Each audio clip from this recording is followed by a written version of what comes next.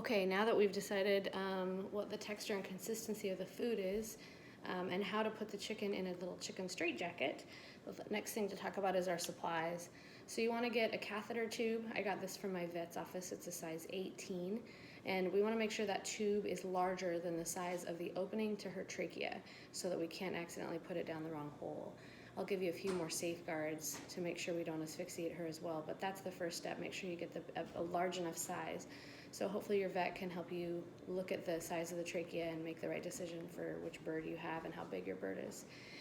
These syringes I found on a place called the Squirrel Store, and what's really nice about them is that they have an O-ring that helps the plunger go up and down instead of the big black plug, which sometimes over time dries out and gets really sticky.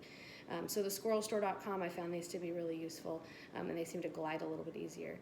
So this is preloaded. It has food in all the way down to the tip of the syringe, and there's food in all the way down to the tip of the tube as well as in the syringe. Sometimes a little bit of it will leak out like that, and I make sure I have a paper towel handy, and I'll even suck back just a little bit so that the tube itself is completely clean and dry, and there's no food coming out of it before I put it down her throat.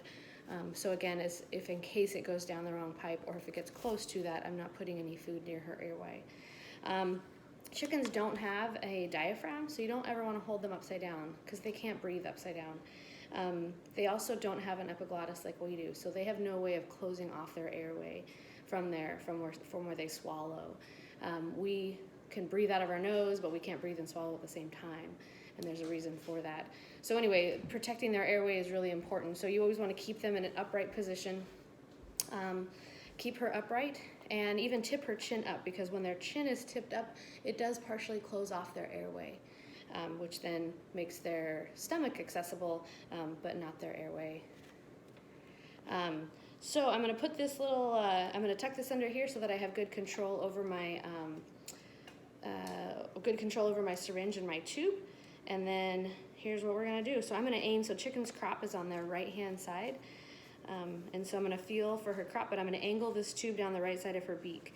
You can see that she's got a pretty severe crossbeak, this little one, and she's done really well with tube feeding, but it also means that I got to try to get her mouth open in a fashion. So she knows what's coming. I got it a little messy again. So I just open her mouth just a little bit and just try to slide it down there, and I'm just going to angle it towards the right side of her throat. And then sometimes she kicks it right out. And it should go down there pretty easily. We're going to just slide it really gently, and I'm just feeling for any little bit of resistance, keeping her upright. There we go. I got it all the way down to the mark that I want. So on this tube, I have felt in the past where the bottom of her crop is. I've palpated all the way down. And so I made a little black mark right here on the tube. So as I'm looking down, I could see that little black mark. And I know that that tube is in there appropriately. So now, by holding her head and holding this tube so that she doesn't shake it out too much, I'm going to feel down the side of her throat, and I'm going to feel for two tubes. First, I feel her trachea, which is a pretty large, pretty hard tube. And then I can feel this other tube off to the side of that, and it's on her right-hand side. And if I were to feel all the way down into here, I can feel the bottom of that tube down here into her crop. So as long as I can feel two tubes, I know that she's safe. The other thing I do every single time is when that tube's in there, she doesn't like it necessarily, but I'm going to listen and make sure that she's breathing well. I'm going to hold that tube right there. But she should be breathing at a pretty normal pace. She doesn't like the tube in there. But if I know she's breathing, she's not coughing, then we know that we don't have that tube in the wrong pipe. And then, keeping her upright, I always use a stool to kind of support her weight and kind of tuck her under my one arm.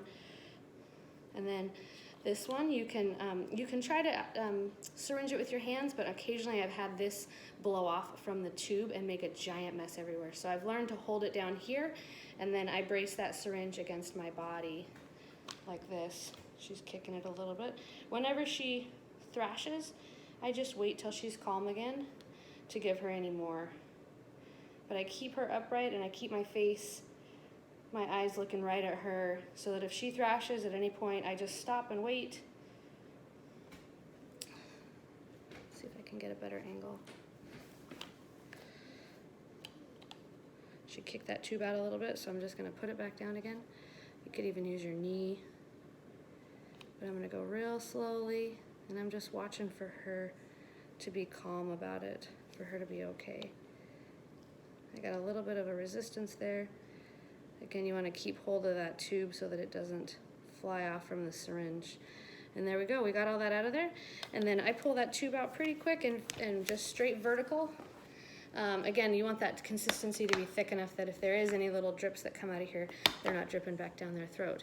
And then to take this little chicken straitjacket off, it goes off the same way it went on.